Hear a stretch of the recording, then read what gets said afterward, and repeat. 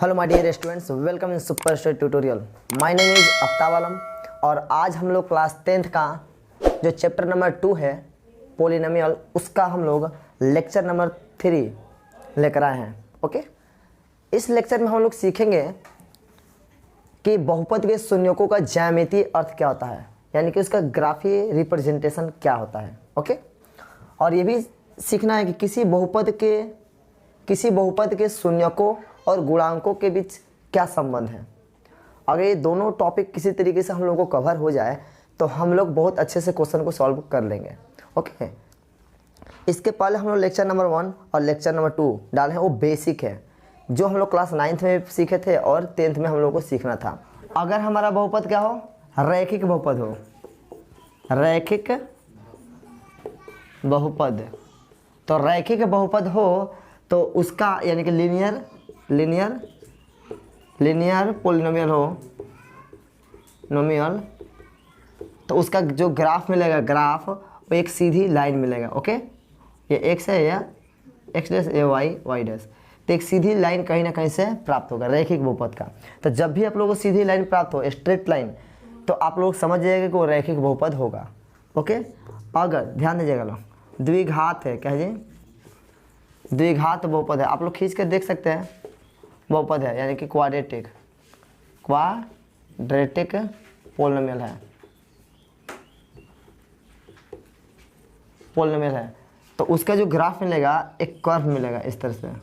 Okay, आप लोग खींच के देख सकते हैं, ठीक है। जैसे y = x² का ग्राफ आप लोग खींच लीजिएगा, ठीक है, ऐसे चार्ट बनाकर, ठीक है।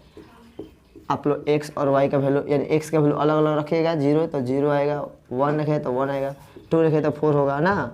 अलग अलग वैल्यू रख कर आप लोग निकाल लीजिएगा, ग्राफ खींचिएगा, बिल्कुल आप लोग को एक कर्व मिलेगा। अगर त्रिघात बहुपद है,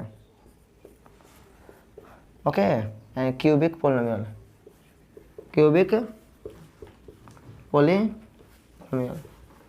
तो क्यूबिक पोलिनोमियल का जो ग्राफ होता है वो फर्स्ट एक्सिस से, यानी पहला चतुर्थांश से, पहला कोऑर्डिनेट से निकलेगा और दूसरा कोऑर्डिनेट, तीसरा में जाकर एंड होगा उसका।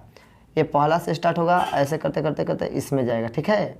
किसी भी तरीके से अगर पावर 3 रहेगा, जैसे x के y बराबर x क्यूब का ग्राफ खींचोगे तो ऐसे इसमें से आएगा, ऐसे इन्फिनाइट की ओर चला जाएगा, ठीक है ना। ये नीचे इस तरह से चला जाएगा, अरे समझो ना। तो रैखिक के लिए एक सीधी लाइन और द्विघात के लिए एक कर्व लाइन ऐसे यू शेप का, और त्रिघात बहुपद के लिए पहला चतुर्थांश से पास होते हुए, ओरिजिन से पास होते हुए तीसरा चतुर्थांश में निकल जाएगा।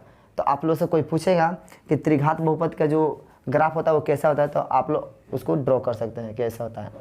रैखिक बहुपद का कैसा होता है, तो एक सीधी लाइन होता है। ओके, अब चलिए, अब यहाँ पर इसका क्या रिलेशन है। ओके, इसको अब यहाँ पर समझेंगे कि बहुपद के शून्यकों का ज्यामितीय अर्थ क्या होगा। तो ग्राफ तो देख लिए, तो अब देखिए, यदि कोई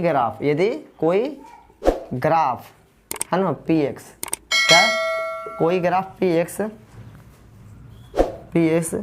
x अक्ष को n बार, कितना बार, n बार काटती हैं, तो उसकी शून्यकों की संख्या कितनी होगी, n होगा, कितना होगा, n होगा। ओके, यानी कि एक मेरे पास x dash o x, y dash, ये मेरे पास एक्सिस है, x एक्सिस और y एक्सिस, और यहाँ पर हम एक ग्राफ खींच दिए, ये ग्राफ यहाँ पर देंगे कि px का ग्राफ है। किसका ग्राफ है जी, px का मतलब कोई बहुपद का ग्राफ है।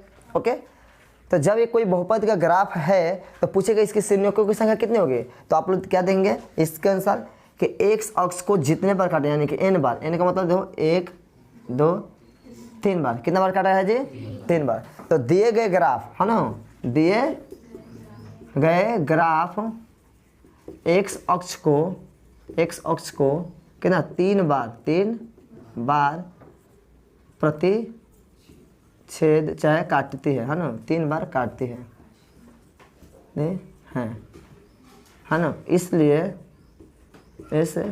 लिए शून्यकों की संख्या, इस संख्या बराबर 3 होगा। समझ में आ रहा है? बाउंस कर रहा है।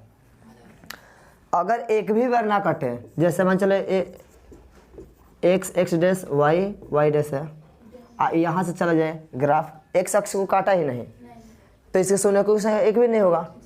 तो लिखेंगे दिए गए ग्राफ जो है एक्स अक्ष को एक भी बार विभाजित नहीं किया है, एक भी बार नहीं काटता है ना, या किसी बिंदु पर विभाजित नहीं किया है, इसलिए इसकी शून्यकों की संख्या नहीं, इसके शून्यकों की संख्या होगा ही नहीं, है ना। समझ में आ रहा है? तो समझ में आ गया आप लोगों को कि अगर बहुपद के शून्यकों का जांच करना कि कितनी होगी, तो ज्यामितीय हम लोग यानी कि ज्यामितीय रूप से समझ सकते हैं कि उसके शून्यकों की संख्या कितनी होगी।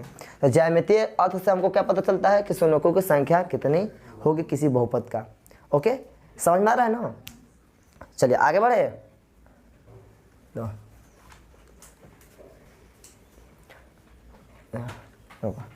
लेकिन देखो यही यदि कोई ग्राफ पी एक्स ना होकर क्या हो जाए, पी वाई हो जाए, पी वाई, तो क्या करोगे, तब देखना पड़ेगा वाई अक्ष को n बार काटती है तो उसकी शून्यकों की संख्या क्या होगी, उसकी शून्यकों की संख्या n होगी।